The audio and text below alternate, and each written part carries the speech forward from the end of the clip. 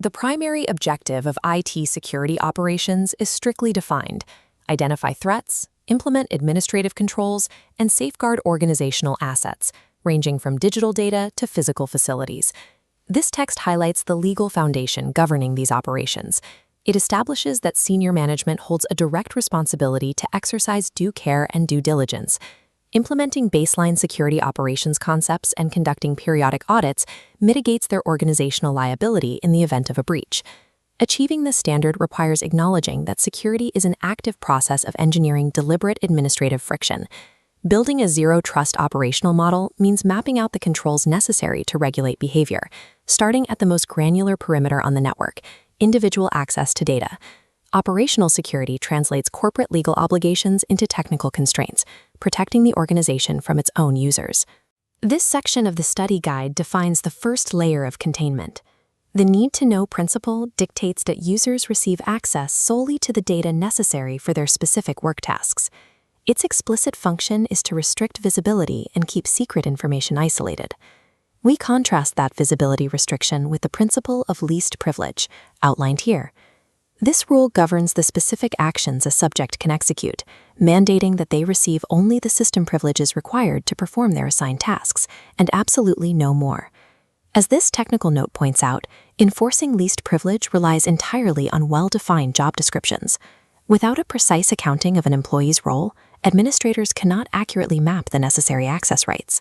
When users operate with unrestricted local administrator or root access, the environment becomes highly vulnerable to privilege escalation. If an account with full control inadvertently executes malware, the malicious code inherits those exact same administrative rights to modify the system. These access restrictions apply equally to non-human subjects. Services and automated applications require specific accounts to run in the background. Granting those service accounts unnecessary administrative rights creates a highly exploitable vector for attackers who manage to compromise the application. Implementing both need-to-know and least privilege establishes a strict blast radius around every node. A single compromised account or service remains confined by its limited permissions, preventing a localized breach from cascading into total system failure. This excerpt introduces segregation of duties, a policy ensuring no single individual holds total control over a critical function. By dividing administrative capabilities, the system forces potential attackers to conspire or collude, significantly increasing their risk of exposure. This policy creates a mandatory system of checks and balances. Users must verify each other's actions and work in concert to process high-risk tasks, such as approving and then separately issuing vendor payments.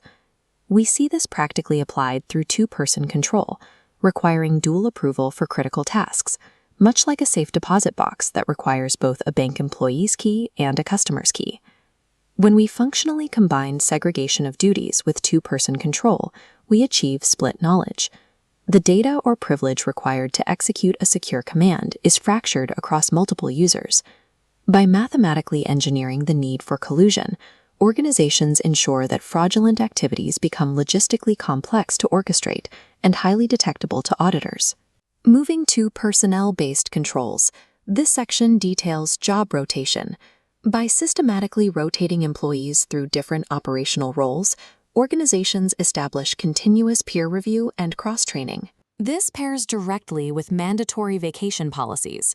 Forcing employees out of the office for continuous 1- or 2-week increments ensures that a different staff member must temporarily take over their responsibilities. These policies serve dual purposes. Psychologically, they act as a deterrent because employees know their work will be reviewed. Operationally, they serve as unannounced audits, placing a fresh set of eyes on the workflow to detect irregularities. This technical note emphasizes financial organizations, which face severe risks regarding employee fraud, mandate all three of these policies: segregation of duties, job rotation, and mandatory vacations. Deploying time-based administrative friction guarantees that an individual cannot maintain exclusive, unchecked control over any critical process indefinitely. This brings us to the ultimate gatekeeper for system access. This text outlines how privileged account management solutions restrict elevated accounts, specifically targeting powerful credentials like domain admins and enterprise admins. Modern PAM frameworks operate on a just-in-time administration principle. Instead of users holding permanent elevated rights, they must request access, and the system issues a temporary, time-limited ticket. This control effectively neutralizes common Kerberos exploits. Because the ticket automatically expires after a short window, often just 15 minutes, any credential harvested by an attacker quickly becomes useless data. This level of strict access control is necessary for detecting advanced persistent threats. As this alert details, once an APT gains a foothold, they attempt common privileged operations, accessing and deleting logs, creating rogue accounts, or scheduling hidden tasks. We pair PAM with security information and event management systems to monitor these precise actions.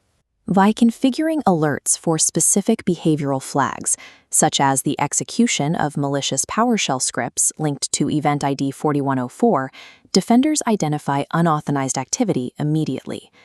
Eliminating standing privileges strips threat actors of their camouflage.